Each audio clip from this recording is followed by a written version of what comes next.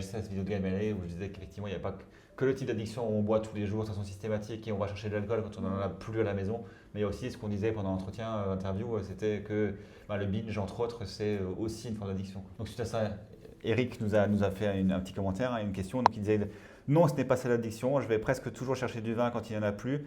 Mais si je suis en voyage, que je ne peux pas boire pendant 2 semaines pour n'importe quelle raison, antibiotiques, etc., je n'ai aucun manque, donc pas d'addiction. Donc il y a différents types de dépendance. La dépendance physique qui est liée au manque, mais ce n'est pas toujours ça, parce que c'est vraiment plus une perte de liberté par rapport à sa consommation. Donc la dépendance psychologique est la première en fait à s'installer, et la dépendance aussi comportementale. Donc là, si quand il n'y a pas d'alcool, on va systématiquement en chercher, on est un peu dans cette dépendance psychologique, d'être dans l'anticipation de boire qui déclenche de la dopamine déjà en amont, puis ensuite qui en déclenche aussi quand on boit.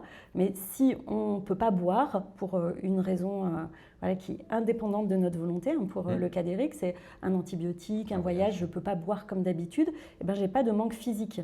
Donc il n'y a pas cette dépendance physique, mais il y a la dépendance comportementale et psychologique qui certainement sont déjà un petit peu là. Et il pourrait par exemple se tester en disant pendant 3 jours à la maison, je ne bois pas de vin, par exemple, le soir. Oui, par exemple. Pour voir comment il se sentirait émotionnellement et comportementalement et voir si effectivement, comme il le dit, il n'y a pas de dépendance. Voilà. C'est ça, parce qu'il y a une habitude qui est prise à la maison, je bois tous les soirs et s'il n'y a plus d'alcool, je vais en acheter.